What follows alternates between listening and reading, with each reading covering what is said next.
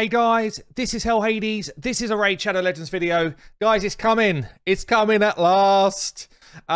Get yourself ready. Some people are going to view this as a negative thing. I think it's just pure progression in the game. The faction crypts for Shadowkin is coming. So this video, I'm going to just kind of talk you through timelines, but then I'm also going to talk you through the champions that I am going to invest in on my main account. And perhaps if I get them on my free-to-play account as well, to help me get through the Shadowkin. Almost like, you know, where do I grade different people in different areas if I was getting ready for this? So let me talk you through the news post first, because this is what's going to kind of cause some of the frustration. We've been watching out for this one for a while.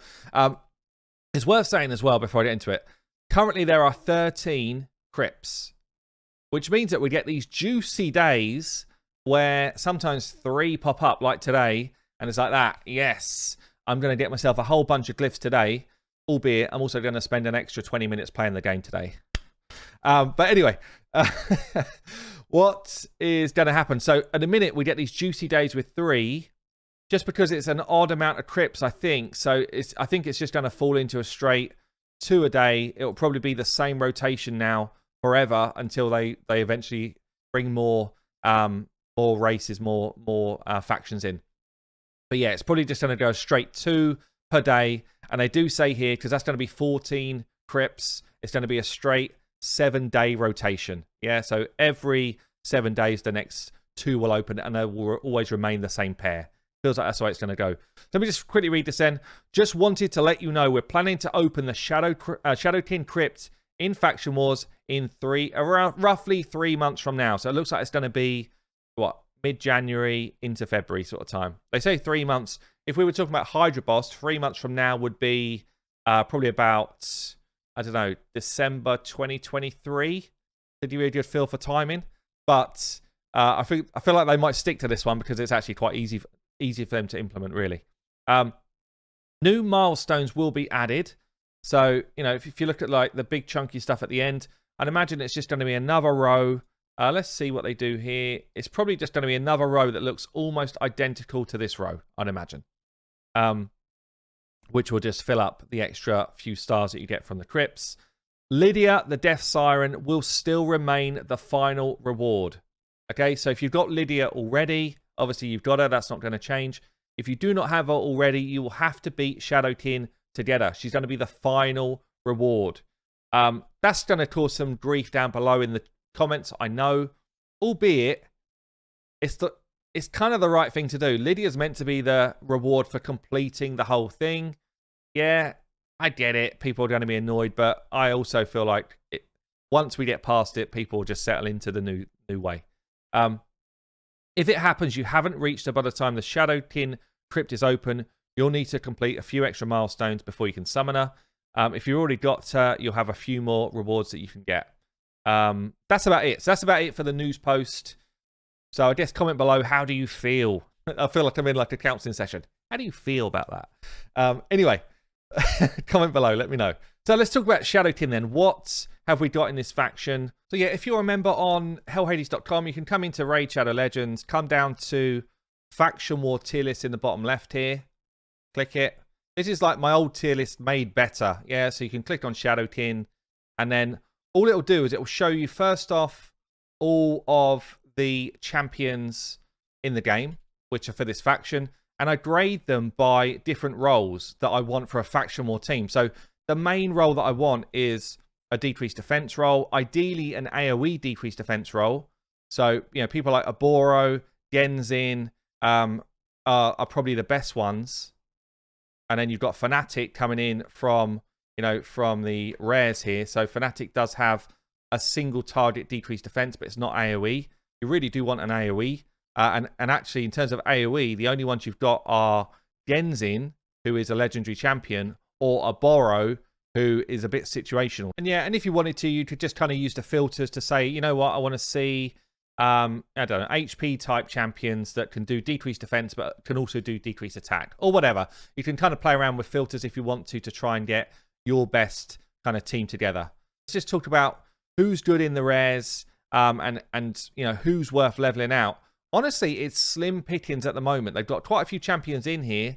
Life Taker, not going to take many lives, I'll tell you that. A decreased speed A2 is okay for bosses, but honestly, with these base stats, she's not doing much. Assassin, pretty hard hitting. Got some poison, which is good for boss fights. So this is not a bad rare to build out, plus a weaken as well, and his hits are pretty good.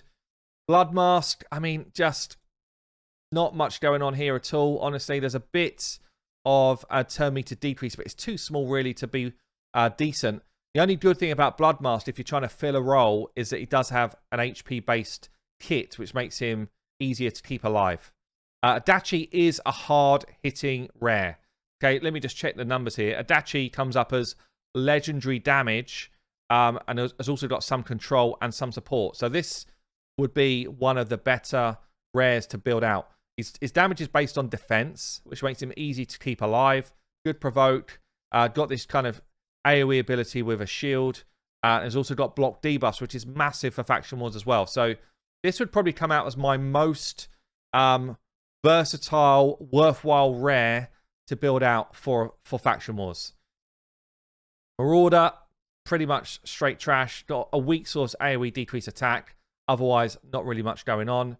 Vagabond, I mean, one of the freakiest looking champs in the game. Woo! But not enough going on in the kit, honestly. Got a bit of turn meter fill. I guess turn meter fill can be pretty nice if you're just trying to rotate background to abilities. Does also bring increased attack, in fairness, so a bit of support play going on. But I can't see her being used a lot. Fanatic is okay. Decrease attack A1. Nothing much going on in the A2. Increase attack A3, but hits hard. So the fact that we've got a decreased defense A1 and not much decreased defense going on in this whole faction does mean that we've got a chance of a rare coming in. But for me, Adachi steals the show for the rares. When we get to the epics, Taragi is just a straight up awesome epic. Poisons, AoE provoke. He's got protection, shield. He's got poisons again. This dude, if you've got him, is probably going to be in your team. Atatsu, also one of the better ones for the faction. You've got AoE, big source, decrease attack. You've got kind of interesting passive, removing debuffs at the start of a turn, which is really good for boss fights. It's on a 3-turn cooldown. You've got your leech to help you stay alive, and you've got a nice increased defense buff. He's probably one of the first on the team sheet for the faction, certainly in epics. Chani, I'm not a big fan of, honestly. Does have a relatively decent hit in AoE here, but that's about all that she's going to bring. Yeah, I can't see Chani being used a lot. Sashi is a good epic. Sashi's got a decreased accuracy, which is nice in Faction Wars, and it's an AoE hit. She's got a leech ability as well. She's got an increased attack and turn meter fill. It's like the upgraded version of Vagabond, honestly. And she's got a revive opportunity as well. So this is, again, a really good Faction War champion. Benchi is kind of like all offense. But if I look down here, he does have good damage. Got some damage. He does have a bit of control as well. Decreased speed, decreased turn meter. I guess for boss fights, this is a solid dude, but his defense is extremely low. So, you know, getting back round to this 2-turn cooldown on turn meter drop is okay. And each hit can drop turn meter. So I guess if you get him into a boss, he's going to be good. For general waves of enemies, you know, like your Valk waves and that type of stuff, I think he's going to be kind of weak. So really just for the boss encounters. Burengiri, very, very solid. Little provoke on his A1. AoE stun is so good for Faction Wars. AoE stun. The epics here are actually pretty damn good. Strengthen and shields as well. Awesome. And a nice heal if someone goes down.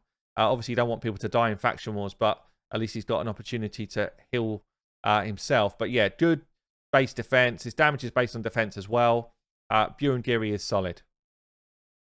Choronuru, it's got block buff A1. It's okay. Got weaken okay. It's, for me, not really a Faction War champion. Gory, kind of similar. He does have some good control in like this kind of freeze mechanics, but it's so random. If you're struggling for champions that control the enemy and you come up against Thalia waves or Valk waves or whatever, then actually random freezing is better than no control at all. But I probably wouldn't take him past 50.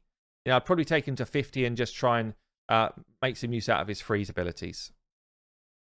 Shurajin, I mean, he's got a decreased attack A1, which is okay. He's got some nice shield. He's more of a team support player, I guess. I wouldn't build him as like your massive damage dealer. If I overlook here, Shurajin kind of falls down into the middle group. Not the best epic in the world for Faction Wars, in my opinion. More like a clan boss champion. The best thing he's got is this kind of shield, but then it's only on himself as well. Not really great. Spectre out of Boru. If you've got her, you probably have to build her for the AoE potential drop defense. But honestly, it's pretty situational. And like, look at these champions I've spoken about. It's not like we've got an abundance of debuffs coming out of this faction to guarantee you get an AoE drop defense. And you kind of want it as the first ability that you land. So, damn, if you don't have Genzin, it's a tough faction to get that drop defense out there. Genbo. Genbo is just an absolute smack of a champion. Like, he's going to melt through the enemy waves with damage. It's pure damage. He's also got this ability to decrease buffs. It can't be resisted. That's nice against some of the counterattack waves or the big kind of block debuffs or the increased defense type of waves that go out there. But he's going to be relatively killable. Yeah, so he's a bit like bringing Skull Crown into Night Revs. She'll do a lot of damage, but she's kind of killable. He's a bit more killable than her even. But he does slice through unkillable buffs. If you've got those waves where you've got this annoying champion that's just alive forever and you're dropping turn meter and stuff, this dude will sort that out. Does bring a... No, it's not even the right aura. So, Genbo, good champion, but not the best for Faction Wars in terms of what you want for like control and stuff. Tyre is... I think this is one of the champions you get from Doom Tower, if I'm right. Loads of poison. Good champion, but incredibly difficult to get. Okay, so on to the legendaries then. Honestly, with Faction Wars, generally, if you've got a legendary, they're going to come and play. Jintoro does bring a lot of damage, and he does bring a turn meter steal. So, decreased defense and weaken for boss fights, steal turn meter for boss fights. That's kind of where he's done a specialized, but also, I guess, even on waves, to take someone's turn meter and steal it and get another turn is going to be awesome. So, Jintoro definitely in. Lady Kimmy's probably the #1 on the team sheet for the whole faction. She does so much. #1, block buffs, speed, accuracy, so good. Decreasing enemy speed, decreasing enemy's accuracy, and turn meter, so good. Turn meter, so good. Everything about her kit is like screaming Faction Wars insane champion. It's a shame Aura's not all battles, but her base stats are awesome. Lady Kimmy is definitely in. Ninja, straight up, damage dealer, control champion, awesome champion for Faction Wars. AoE freeze is brilliant for waves, and then the rest of his kit is awesome for bosses. So Ninja, definitely in. Yoshi, I mean, he's got a bit of a stun here. He's got 2 hits at random. I don't love it. For me, he's probably one of the weaker legendaries for Faction Wars. But a chance of putting True Fear on all enemies is nice. So, I say he's one of the weaker legendaries. He would still be in your team above any of the rares we've spoken about and above most of the epics we've spoken about. And he does bring a speed in all battles, which is really useful as well. So, yeah, I mean, again, he's not bad. Noble brings the least, I would say. Does have a chance to decrease enemy turn meter, but he does have a chance to place fears as well. But for me, he's the weakest. Weaker than a lot of the epics.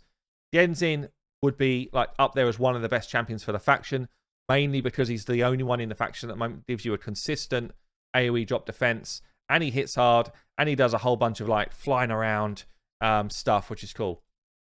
And then lastly, Riho, absolutely like, damn, against bosses, this champion's going to be insane because of a passive. So when receiving debuffs, just throws them straight back. Yeah, most bosses have got debuffs which are just annoying, so she just won't have them on her. She's also bringing block debuffs, yeah, and a cleanse, which is just so big. So firstly, she can't have debuffs stay on her. Secondly, she'll cleanse them from your team. If you book it, 3 turn cooldown, it's really solid. Tons of debuffs on her A2. She's just like an absolute beast for Faction Wars. So I think there's a good mix of champions. What it's missing really is a solid reviver and a solid epic or rare that can do some AoE drop defense. So let's hope in the next 3 months something along that sort of line turns up. Sashi's the only champion that's got any form of revive at all in the whole faction. So if I was building like a top 5 champions, I would say, and I just had, let's say I could pick 2 legendaries, 2 epics and a rare. I would go Lady Kimmy with Genzin, with Taragi and Sashi, and then probably bringing in Fnatic or Vagabond as the last one. So there you go, guys. That's the Shadowkin. It's coming in 3 months or so time. I've been Hell Hades. I will see you later.